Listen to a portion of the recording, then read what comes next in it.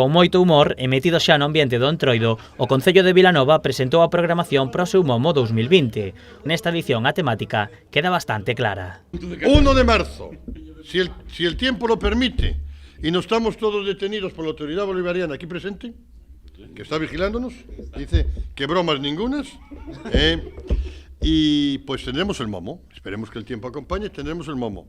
El motivo del Momo está claro, ya no hace falta que os digamos nada más, seguro que acertáis.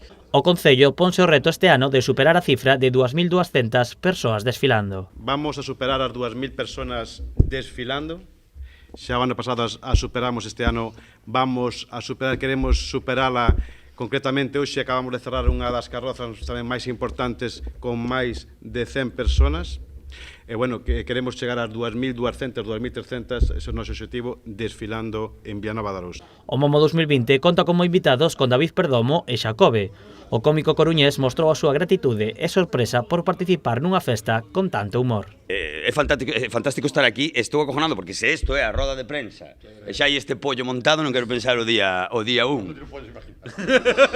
Non me podo imaginar, non? E falando de pollos, pois que estou moi contento, que, joder, agradecido, estou flipando, digo en serio, porque cheguei aquí, hai esta pedazo de festa xa na roda de prensa, que me parece impresionante.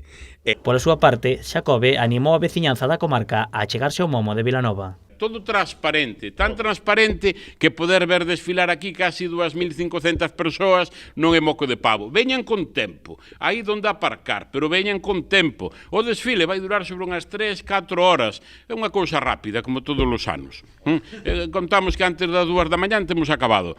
Ademais, o sábado terá lugar o Carnaval, no que as mascotas cobran o protagonismo. Se despois desta presentación non quedou claro a temática deste Momo, poderán descubrilo o domingo 1 de marzo a partir das 17 horas. Para as persoas que non podan asistir, o Concello retransmitirá en streaming o Festival do Momo a través do seu Facebook.